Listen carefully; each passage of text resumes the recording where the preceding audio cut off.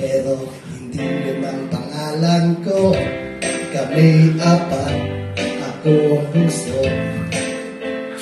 Puro din kami macho, mahilig ako magsisitakbo, kaya samahan niyo ako.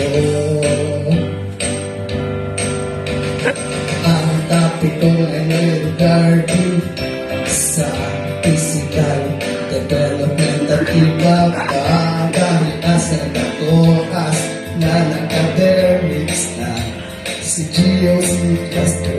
Ako'y isang wannabe lang din naman na triathlete, dahil ang happy at love ko ay worth at ako'y may Facebook page, pangalan ng worth it.